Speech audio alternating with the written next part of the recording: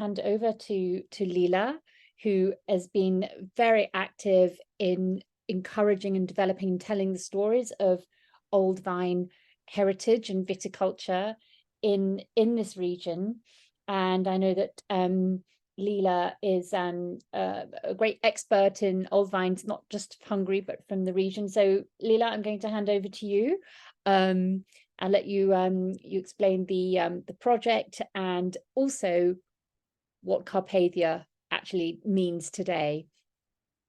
Hello, everybody. Hello, Sarah. Thank you for the wonderful introduction. I'm no expert on old wines, but we're all learning. It's a learning journey, and therefore I'm very pleased to have all the winemakers from Hungary, Bulgaria, and hopefully Romania joining us here soon to talk about this uncharted territory, I guess, which is the Carpathians. It is the second largest mountain range in Europe. It's about 1,500 kilometers long, and it goes through 7 countries. I will try and share a presentation here. I'm sorry, I thought this would be up.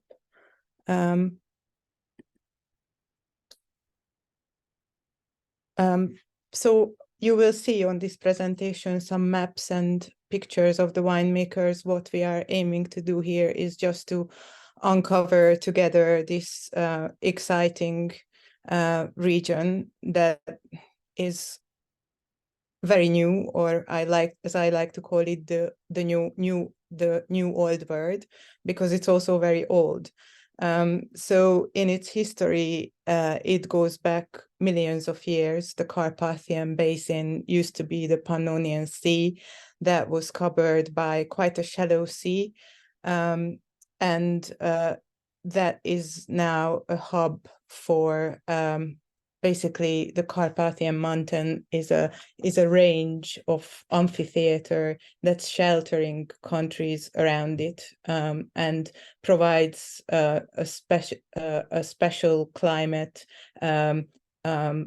geography, and basically the climate is temperament and continental. But it depends on how it ranges from north to south. And these are the Carpathian Mountains, as you see, spreading across Central and Eastern Europe, just like the Alps, spreading from Slovakia down to Romania and overlapping Hungary. As I said, it laps 7 countries. It also touches slightly on Austria and Croatia. Now we have a winery here from Velis Vineyards, Desislava Lyapova. Hi, Desi. She is from Bulgaria, which is not technically the part of the Carpathians, but the extension of the Carpathians runs into the Balkan mountain range, which is in Bulgaria, and a very similar tradition. When we're talking about traditions and history and culture, it's not just the geography, but also the history. All of these countries around had the heritage, and old wines, of course, are associated with heritage. So it's important to bring this up here, that the political and historical background of these countries were all involved in the Roman Empire, the Ottomans, under the Ottoman rule. And we also have a lot of interesting Vitis vinifera ancient varieties, from Furmint to Királylányka to Kadarka to Feteasca Negra, that you might have heard of, hopefully have heard of. If you haven't, then hopefully after this session you will try. But welcome to, and without much further ado, I'm going to hand over to the winemakers, and a big welcome and thank you for undertaking this commitment to join us. I just got a message from István that he's struggling with his video for some reason. Yeah, maybe Belinda, if you can get in touch with him, some technical pause. But yes, so taking out time from the harvest just being underway, and also we were going to have Oskar Mauer from Serbia joining us to this session, but today's challenge for Winemaker is not only making brilliant wines, but it's also to speak the language of business, and now English. And Oskar unfortunately doesn't speak English, and he couldn't get an interpreter, but I will chip in with some of his comments as we go along. Desi and Iosefin, can I hand over to you? As I see on the screen here, Desi, you are the first one up. Can you introduce yourself and your winery a bit? Sure. Hi everyone. Thank you very much for the invite to this conference. I'm Desislava, and I'm a consultant to Velis Vineyards, which is essentially a cross-border wine project between Germany and Bulgaria. Unlike many of the other projects that perhaps developed love for the old vines later on, this project really started with the preservation of an abandoned old vineyard back in 2010. It was a discovery that unveiled the potential of the land. And the land in question is situated in the Western Thracian Valley of Bulgaria. As Lilla mentioned, this is not exactly the Carpathian wine region, but a sort of an extension of it because of the Balkan Mountains, which are situated in the north of the Thracian Valley. This vineyard is between the Balkan Mountains and the Rhodope Mountains to the south, which is near the village of Karabaner, cradle for red wines. Winemaking in the area has originated for millennia. There is evidence that wine has been produced in the area some 6,000 to 8,000 years ago. One of the perhaps most notable evidence is the Panellists Golden Treasure, which comprises different vessels for winemaking, which were used in different rituals and libations. And as many of you might be aware, the Thracians themselves, they were winemakers, they were a warlike tribe, and the ancient Greeks were referring to the Thracians as barbarians because they were drinking their wine undiluted. I was just making this sort of introduction to explain how old really winemaking is in this area. And the wines that we are dealing with now, the wines in question, this old vineyard that you can see as my background, it's not so ancient. These are vines that were planted during communism, and it's Cabernet Sauvignon. But as you can kind of see from this introduction, the origins of winemaking in Bulgaria are indeed ancient. I'm not sure if I should continue. No, that sounds great, and thanks for being an advocate of old wines and joining us. We have lots more questions. I'm handing over to Iosefin now to tell us a little bit about your winery and your project in Romania. Hello. Sorry, just couldn't find the unmute button. Yeah, it's Iosefin, like you said. I got into wine, especially into this project, searching for a wine, that I liked. It was a Romanian grape, a Fetească Neagră, and that's how I got to make the story a bit shorter to this vineyard.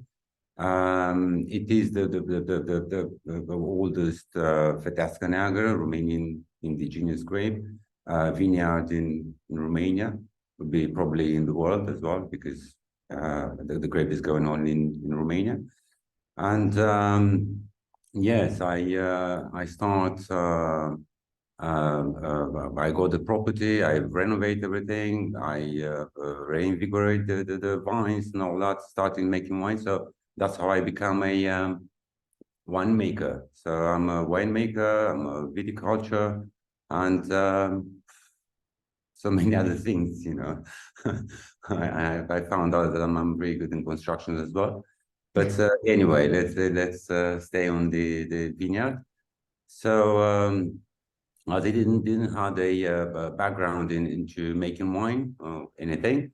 I tried to find someone to help me. Couldn't. Well, I wasn't happy with what they were doing, so I started doing my own wine as traditional as I could. So I don't use basically anything that just grapes, sorted really well, and then fermenting, aged, and bottled. So I don't filter. I don't. So that's how I do the wines. And the vines that are sustainable growing in terms of the fact that everything is manually, you know, grown. I use lots of people from the village and all that. I don't use any sort of pesticides or anything like that. And that story short. Yes. Thank you, Iosefin. That's a really good story. We could talk about it for ages, but it looks like that the remote connection in Tokaj had resolved. So it's really lovely to see you, István, as well, not just hear you. So let me hand over to you for a short introduction of the winery. Yes, I'm István Szépsy Jr. and thank you for the invitation. So my family has been producing wines in Tokaj region since the 16th century, and of course there were different changes in during the history and politics and dimensions and directions also changed. My father re-established the property, the family property, in 1989 after the political changes. And today we are a family estate and really focusing on the traditional both varieties, noble sweet wines. But in the last 20 years, a new wine style is a dry Tokaj, which made without the varieties. It's about climate changing and sustainability, but all the wines what we are making is based on full mint variety, which is the ancient grape of the region. Why we working with the full mint and why we select forward the full mint clones? It's because of the special environment, which is a volcanic area. Our area is much younger than the Carpathians, but it's born because of the Carpathians, and we are protected by Carpathians. And all the environment is so special that we need to follow the tradition, which was very doubted in centuries, and also we have to keep our variety. But of course, the wine must be innovative, and that's why we need some selection and also our workings to make it much more fine. That's great, István. Thank you for the introduction. I wanted to touch on these really exciting regions a little bit, but just before we do that, so I can say a few words about Oscar's winery in Serbia. He's a very small winery, only about 15 hectares, and he works in the southern part of Serbia called Vajdaság. And he makes natural wines solely from old wines, and he places a great emphasis too on preserving, that you all mentioned, traditions and paying interest in the wines, in the old wines, and cultivation and taking care of that heritage that was that was left to us by all our 5 years of winemaking history and heritage, basically. Can I pass you back the ball, István, to tell us a little bit more, and let's tap into the old wines situation in Tokaj, and then I would pass pass this on, István, you can ask Iosefin and then Desi to introduce their own region in terms of the old wine situation in their countries, because this is quite interesting. Thank you. So our region is belonging to the Carpathian history. It's much younger because the Tokaj area started to form 14 years ago, and this process took 2 million years.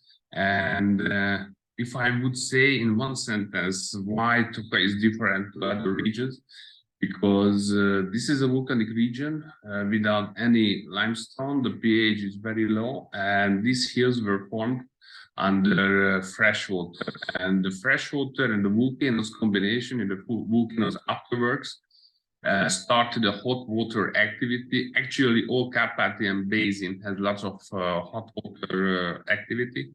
And this process made special new minerals, which makes only one option for us to make wine.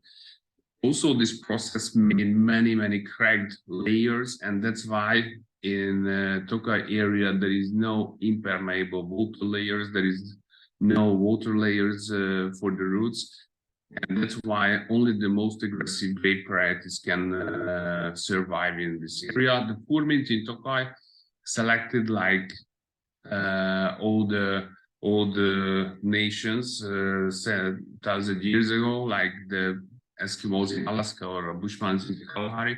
So we don't have option to switch on varieties because we are happy with the food basically, but also with the low pH, with the dry environment, and even with the global warming, it's still cold area.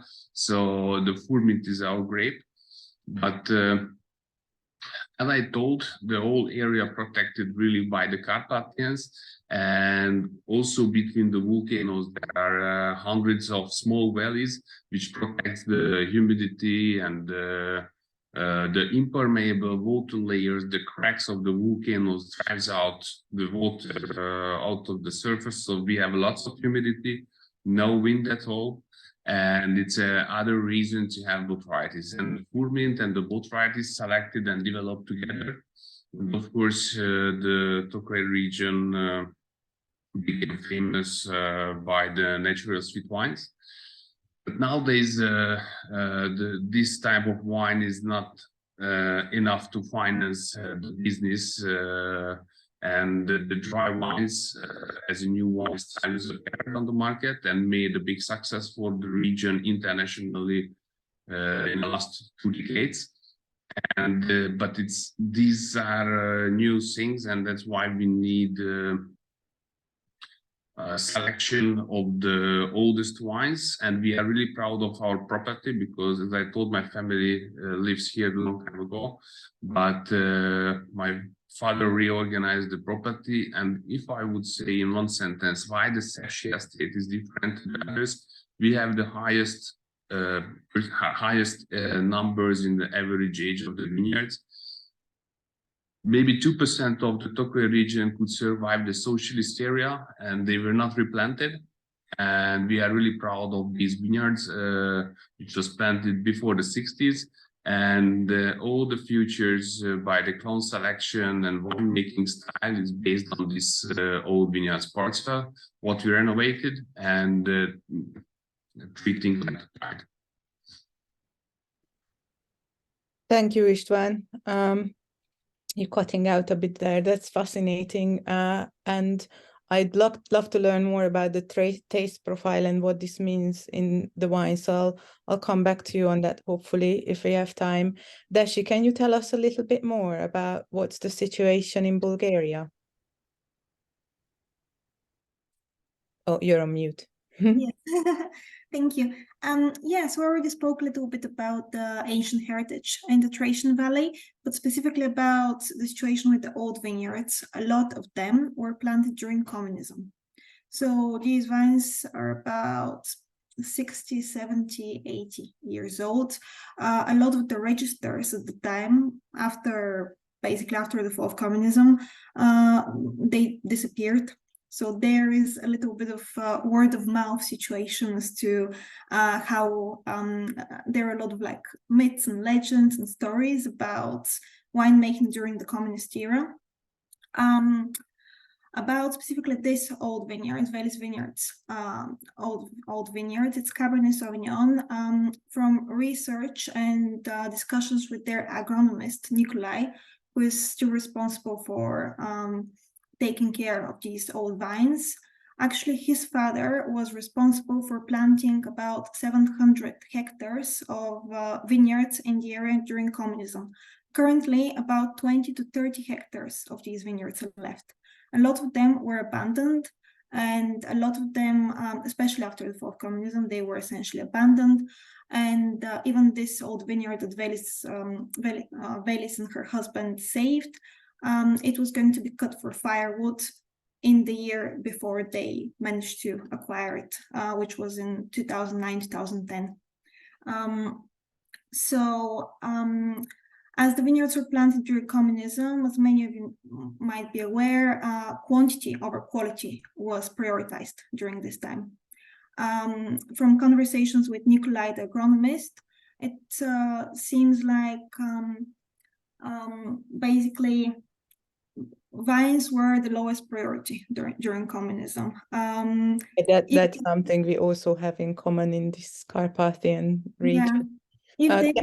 Can I pass over to Iosefin? Sorry, we could really talk about this for hours, but we're very little short of time, and I'm really keen on hearing about the Feteasca Negra story and how did that evolve with the old wines and what did it transform to today? What are your winemaking is interpreting into these days with the old wines? What are your experiences?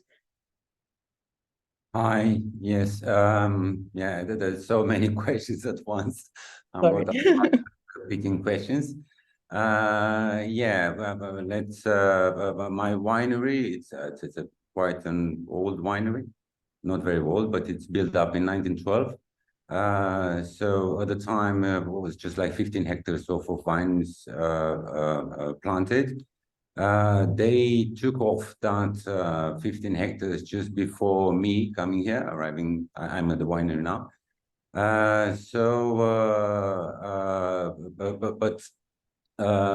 They somehow left this 2.35 hectares of vines, which part of it is Feteasca Neagră, and part of it is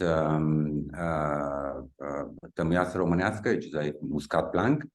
And all the other hectares were replanted because of the European Union funds and things like that. So they rather use the funds to well, my previous owner did that.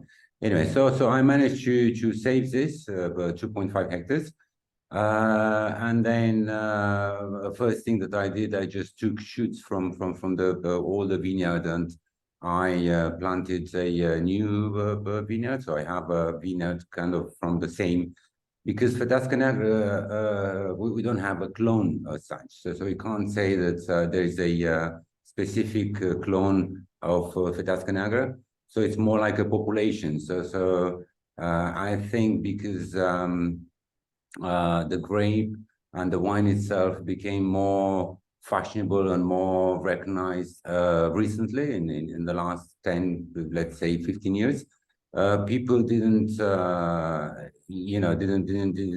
manage to do a proper research on it and do a proper clonage and do proper. They started now, so the things are looking much better. But it takes time, obviously, because you have to grow grapes and find out the results after you do the wines. And so I'm lucky enough to own this, which is quite a nice vineyard. Was grown as a bush vines, and I transformed it into the proper in my time. There it is on the screen at the moment. Yes, like so I took cordons and I managed to lift it up and growing And yeah, the winemaking, as I said, it's very simple.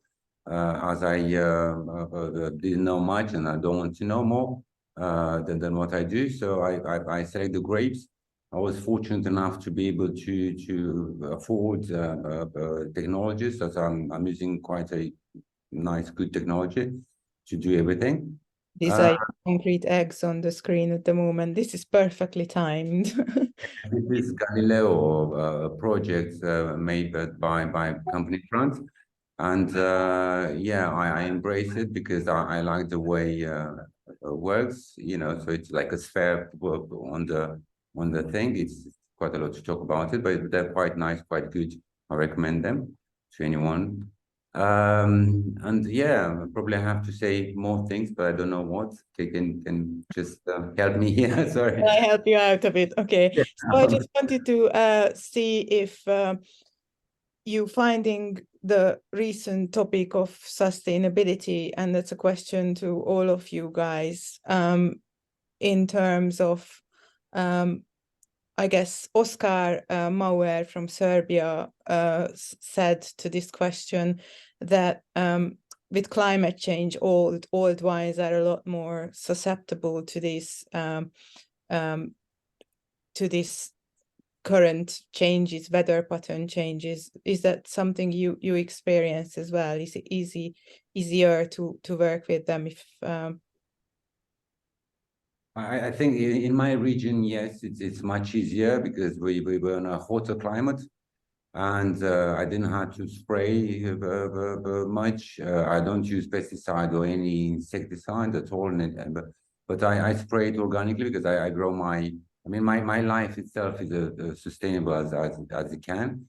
So everything is organic here, and if I don't have to, because I don't work on prevention. I work on actually problems. If there's a problem, then I try to find a solution for it.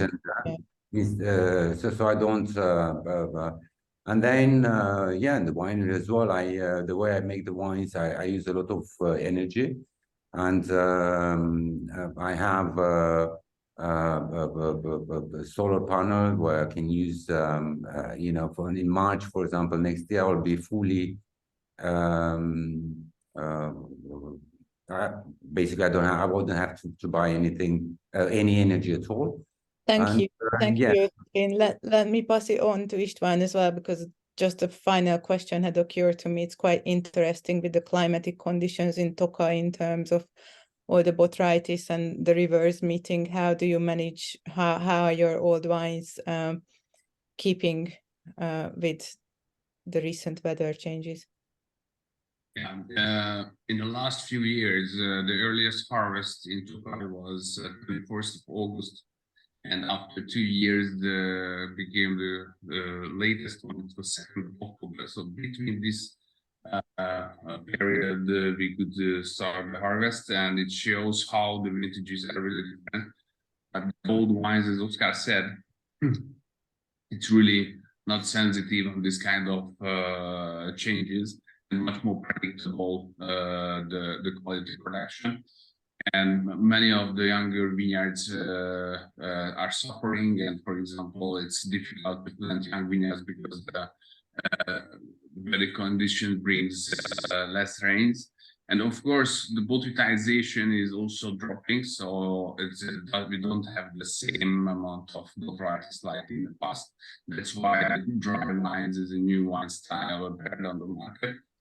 But anyway, I think the marketing and communication possibility, and also the quality of the wine all the time is belonging to the old vineyards. So there is no other way just to touch these parcels and treat like a pearl. Thank you so much. Thank you, everybody. I see Sarah on the screen there. Passing it back to you. I think it's time for us, but can we agree that next time we do a tasting session on old wines, because it would be very, very exciting. And please all stay on just to give me time to thank you. I think that this grouping of Carpathia is a really intriguing and compelling grouping, because of course there's a physical link with the mountain range, and of course there's also in many ways a socio-political link, because these countries are all there's a shared heritage in terms of the Soviet bloc, and of course, as Desi touched on, that had real implications, and not necessarily positive ones, for the tradition of craft winemaking. And of course, I think it makes the determination that growers such as you have to actually really restore this viticultural heritage even more impressive, because we know that the Soviet Union and the breakup of the Soviet Union was potentially disastrous for vineyards. So, you know, it's really great to see this kind of renaissance and your focus on quality and retaining these aspects of your unique, distinctive viticulture. If anyone does have any questions for you that they haven't been able to ask, then we're really, really happy to be contacted. You please do email my colleague Belinda Stone. Her email's in the chat. Michelle Shah says, thank you for a very interesting presentation, especially the cultural history, heritage and linkage between the territories. And actually Carpathia is becoming a bit of a term. I've recently bought a cookbook called Carpathia, which is full of completely delicious recipes centered on Romania, but from, you know, influenced by the surrounding. Sounds like we're not only going to be tasting, but we're also going to be cooking then. That's what we need to do next. Yes. Thank you so much. Lilla, Desi, Iosefin, István, and also to Oscar. Serbia, thank you. And yet, and maybe old vine field trip to Carpathia. Let's do it. Thank you. Have a good Everyone. Thank you, Lilla, for your precious interest.